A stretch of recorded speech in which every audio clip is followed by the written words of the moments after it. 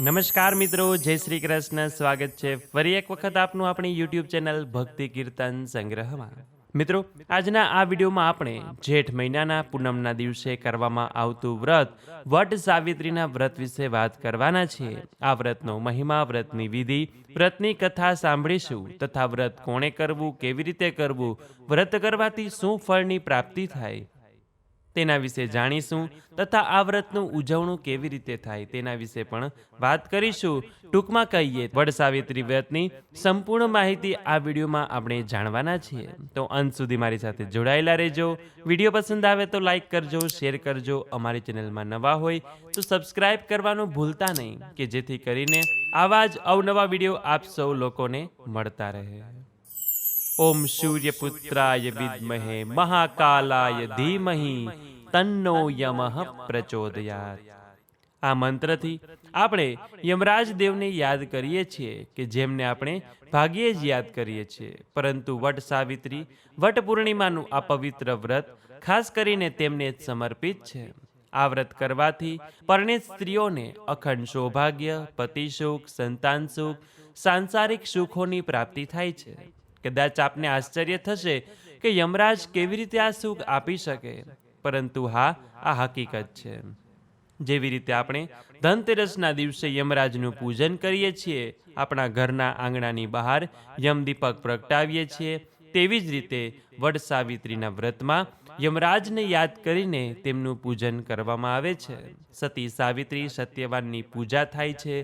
વડના વૃક્ષની પૂજા કરવામાં આવે છે. વડના વૃક્ષમાં ત્રિદેવ એટલે કે બ્રહ્મા, વિષ્ણુ, મહેશનો વાસ મનાય છે. તેની પૂજા કરવાથી સૂર્ય નારાયણ દેવ પણ પ્રસન્ન થાય છે. આ ઉપરાંત વડની પૂજા વંશવૃદ્ધિ માટે પણ કરવામાં આવે છે. જે સ્ત્રીઓ આજે આ વ્રત કરે છે, ઉપવાસ કરે છે અને વડના વૃક્ષનું પૂજન કરે છે, તેમના કુળની રક્ષા સ્વયં ભગવાન સૂર્ય નારાયણ દેવ કરે છે. કદાચ આપે કોઈ કથા સાંભળી હશે, વાંચી હશે અથવા જોઈ હશે, ત્યારે આપે જોયું હશે કે આપણા ઋષિમુનિઓ છે તે કોઈ પણ વૃક્ષની નીચે બેસીને તપસ્યા કરતા હશે, ચાહે તે પછી વડ હોય કે પીપળો હોય, કેમ કે આ વૃક્ષો અત્યંત પવિત્ર છે. વડનું વૃક્ષ આપણી યાદશક્તિ પણ વધારે છે, આપણી બુદ્ધિને તેજ બનાવે છે અને આપણને સ્વાસ્થ્ય પણ પ્રદાન કરે છે. તે આપણા મનની એકાગ્ર કરવામાં પણ ઘણું મદદ કરે છે. અને આ બધા ગુણોને કારણે જ વડનું વૃક્ષ ખૂબ જ પવિત્ર માનવામાં આવે છે અને આ દિવસે વડના વૃક્ષનું પૂજન કરવામાં આવે છે. આ સિવાય આજે પીપળાના વૃક્ષનું પણ પૂજન કરવામાં આવે છે. 11 પૂનમ અને અમાસના દિવસે ખાસ કરીને પીપળો પૂજાય છે, કે જેમાં આપણા પિતૃદેવ વસે છે. તો આજે જે કોઈ બહેનો વડ સાવિત્રીનું વ્રત કરે છે તે વડનું પૂજન કરી લે, વડના વૃક્ષને પાણી પાઈ દે, એ પછી પીપળાના વૃક્ષનું પણ પૂજન કરવું, પીપળાના મૂળમાં પણ પાણી રેડવું. ખાસ કરીને આ વ્રત પરણિત સ્ત્રીઓ માટે છે. જો આપની સગાઈ થઈ ગઈ હોય તો પણ આપ આ વ્રત કરી શકો છો. આ વ્રત સંતાન સુખ, પતિ સુખ માટે છે.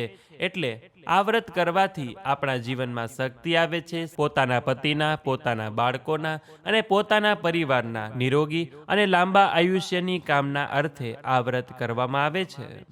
આ વ્રતના દિવસે સવારે વહેલા ઉઠી સ્નાનાદિ કાર્યોમાંથી પરવારીને સોળે શણગાર સજીને વ્રતનો સંકલ્પ ઘરના મંદિર સમક્ષ લેવામાં આવે છે.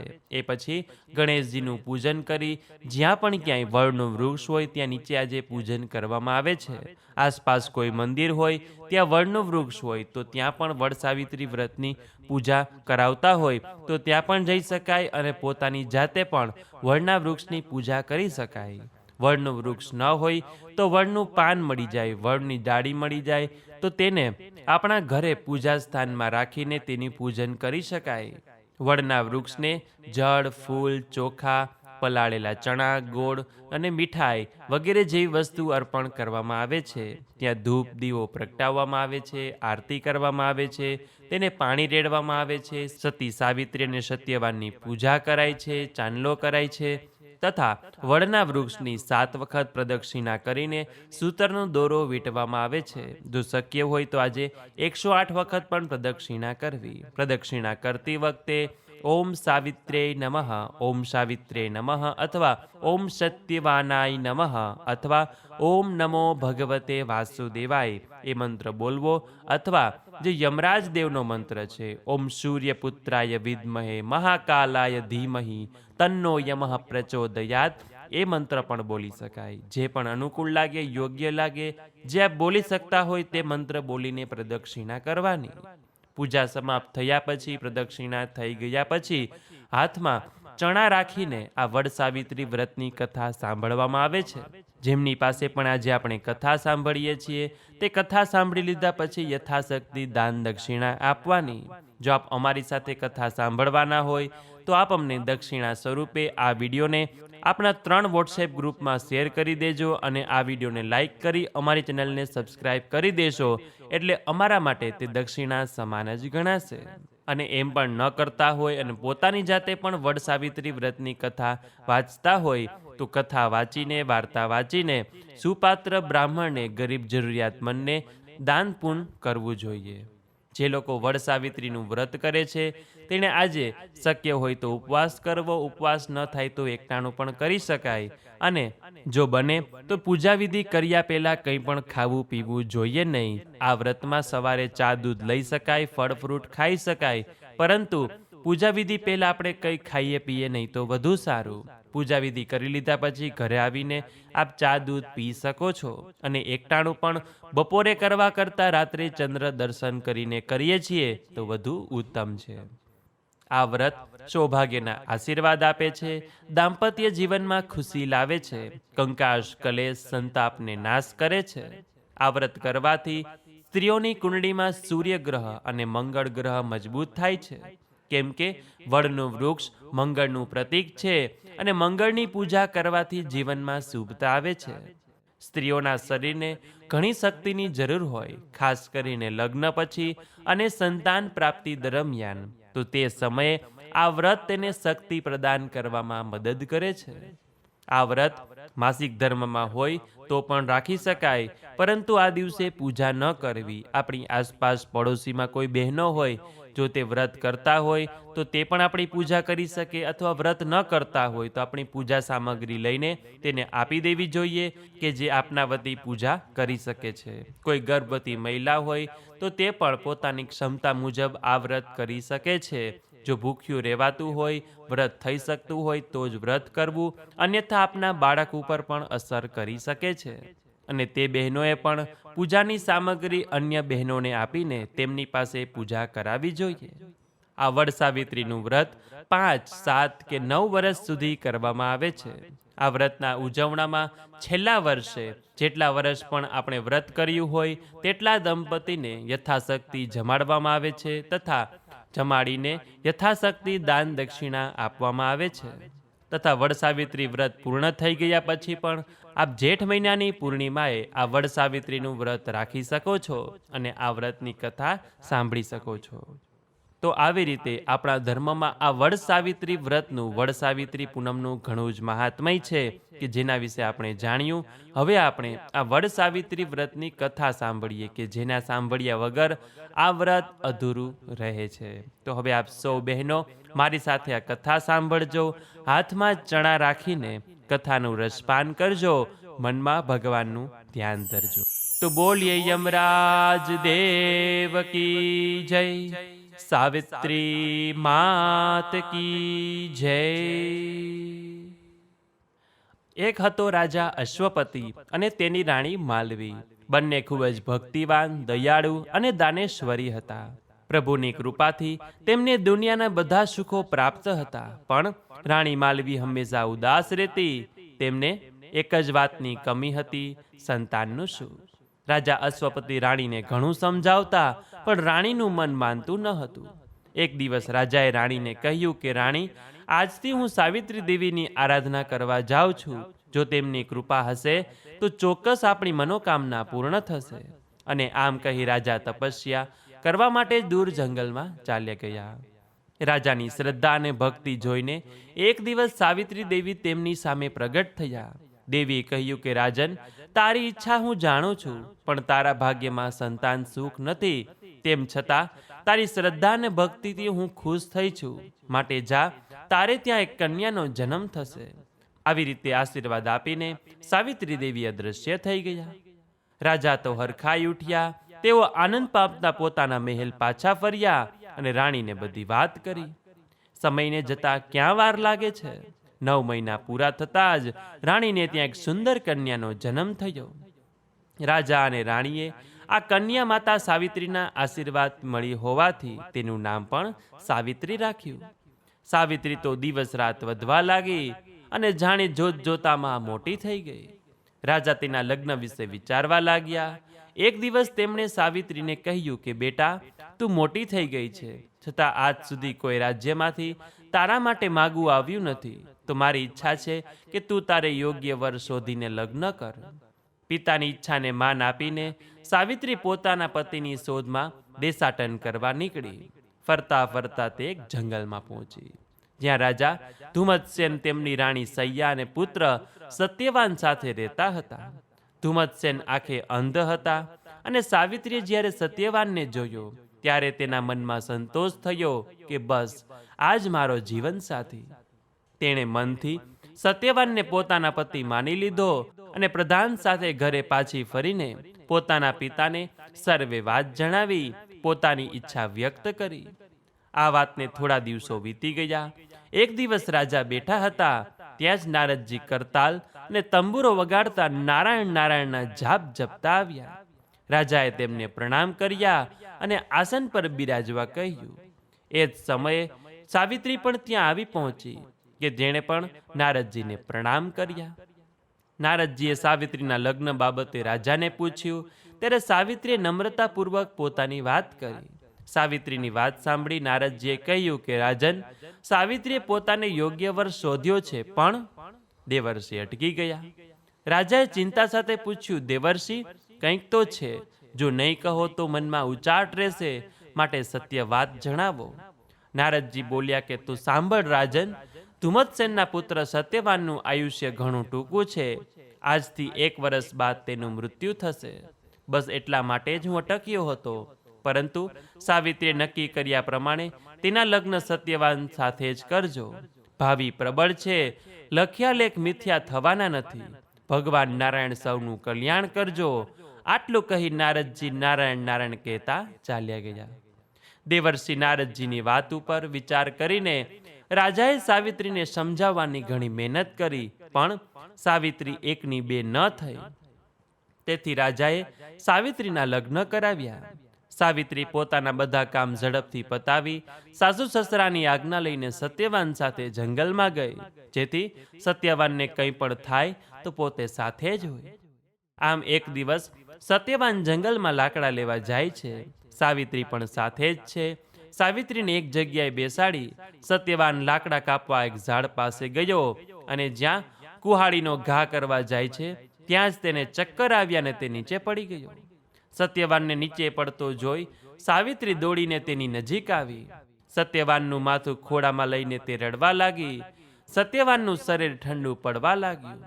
એવામાં સાવિત્રી જોયું તે એક મહાબળવાન પુરુષ પાડાની સવારી ઉપર પોતાની પાસે આવે છે. તેમના એક હાથમાં ગદા છે, બીજા હાથમાં મૃત્યુ ધારા છે. જ્યાં પોતાની પાસે આવ્યા ત્યાં સાવિત્રી તેમને ઓળખી ગઈ. અરે, આ તો યમરાજા. અને તે બોલી ઉઠી કે યમરાજા, હું એ તો જાણું છું કે માનવીના પ્રાણ લેવા તમારા દૂતો આવે છે, પરંતુ તેને બદલે આજ આપ જાતે આવ્યા, તેનું કારણ શું? સાવિત્રીનું કહેવું સાંભળી યમરાજ બોલ્યા કે બેટી, સત્યવાન એક સત્ય પુરુષ છે, નીતિવાન, ધર્મિષ્ઠ છે, માટે તેના પ્રાણ લઈ શકવાનું મારા દૂતોનું ગજું નહીં, તેથી હું જાતે આવ્યો છું. એટલું કહેતા તો યમરાજાએ સત્યવાન ઉપર મૃત્યુ પાસ નાખ્યો અને સત્યવાનનો પ્રાણ તેના શરીરમાંથી ખેંચી લીધો. સત્યવાનના આત્માને લઈને યમરાજા ચાલવા માંડ્યા. યમરાજાને જતા જોઈને સાવિત્રી પણ તેમની પાછળ પાછળ ચાલવા લાગી. સાવિત્રીને પોતાની પાછળ આવતી જોઈને યમરાજ બોલ્યા કે દીકરી, તું ઘણી આગળ આવી ગઈ છે. હવે અહીંથી તું પાછી વળ. હવે મારી પાછળ આવવાનો કોઈ અર્થ નથી. હવે તારાથી મારી પાછળ ન અવાય. સાવિત્રીએ કહ્યું કે પ્રભુ, મારી પ્રતિજ્ઞા છે કે મારો પતિ જ્યાં પણ જાય ત્યાં મારે તેની પાછળ જવું, અને સાથે સાથે આપ જેવા પવિત્ર પુરુષનો સંગ થયો છે, માટે એ સંબંધની દ્રષ્ટિએ હું પાછળ પાછળ આવીશ. અને આપે મને દીકરી કહી છે, તેથી દીકરી બાપની પાછળ આવવાને હકદાર છે. મહાપુરુષ તો પતિવ્રતા ધર્મને પાળવાનો ખાસ આદર્શ આપે છે, એને ધર્મ ગણાવે છે. તો મહારાજ, એ ધર્મ પાળવામાં તમે મને શા માટે રોકો છો? સાવિત્રીની વાત સાંભળી યમરાજા ઘણા ખુશ થયા અને બોલ્યા કે બેટા, તારી ચાતુર્યભરી વાણી સાંભળી હું તારા ઉપર પ્રસન્ન થયો છું. માટે બેટી, તું તારી પાસેથી જે જોઈએ તે વરદાન માગ અને પાછી વળ. ખરેખર મહારાજ, આપ મારા ઉપર પ્રસન્ન થયા હોય તો હું માગું છું કે મારા અંધ સસરાને દિવ્ય ચક્ષુ મળે, તેમનું અંધાપો દૂર થાય. તથાસ્તુ બેટા, હવે તું પાછી વળી જા. અને આમ કહી યમરાજા ચાલતા થયા. પણ થોડે દૂર ગયા અને પાછળ જોયું તો વળી પાછી સાવિત્રી તો પાછળ જ આવતી હતી. તેને જોઈને યમરાજાએ કહ્યું કે દીકરી, આગળ જતા રસ્તો ઘણો કઠિન છે, તેથી ખૂબ થાકી જઈશ, માટે પાછી વળ. યમરાજાનું કહ્યું સાંભળી સાવિત્રી કહે કે ભગવાન, આપવું જ હોય તો મારા સસરાનું ગયેલું રાજપાટ તથા સુખ સાહેબી પાછી મળે.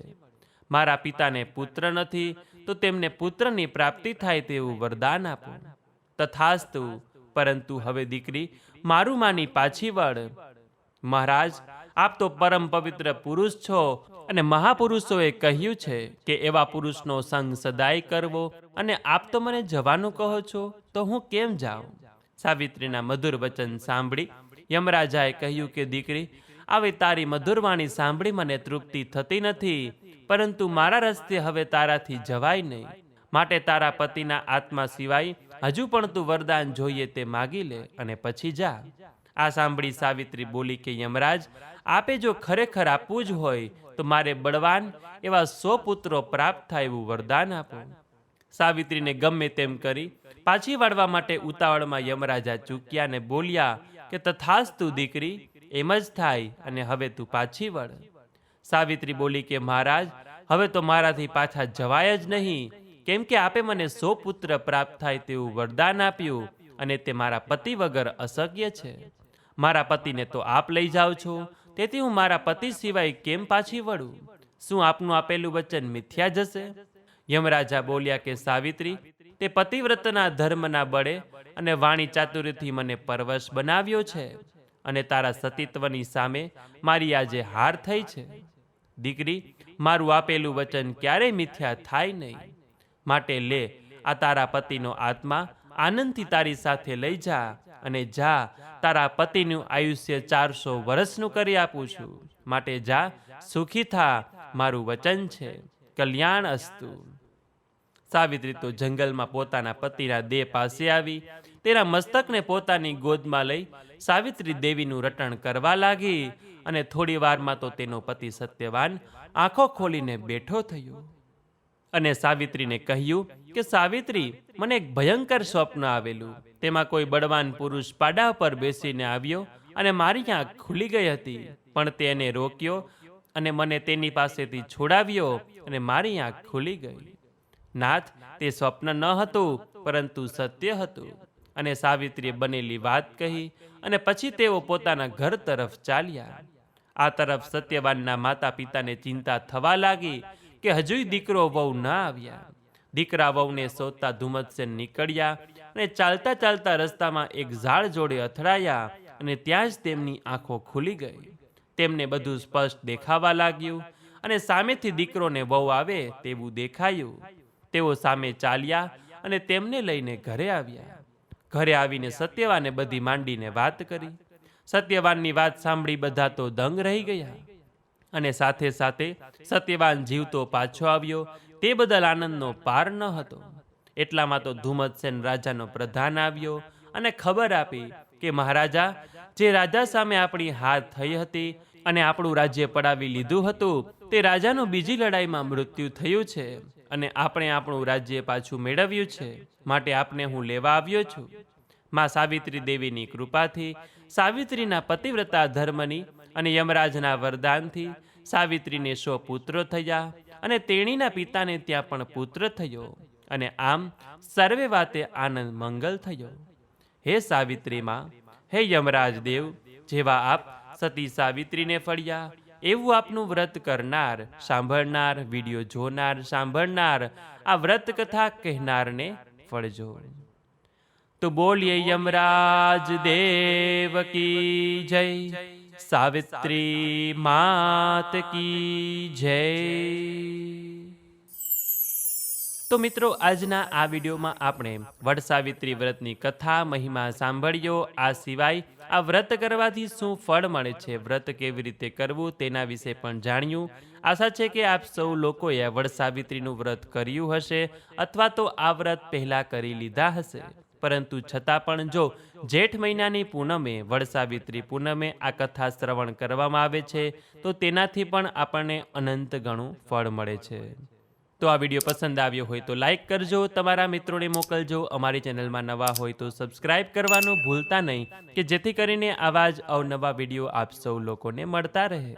તો આ સાથે હવે મને રજા આપો. મળીશું ફરીથી એક નવા વિડીયોમાં. ત્યાં સુધી આપ સૌ લોકોને અમારી ચેનલના જય શ્રી કૃષ્ણ. ધન્યવાદ.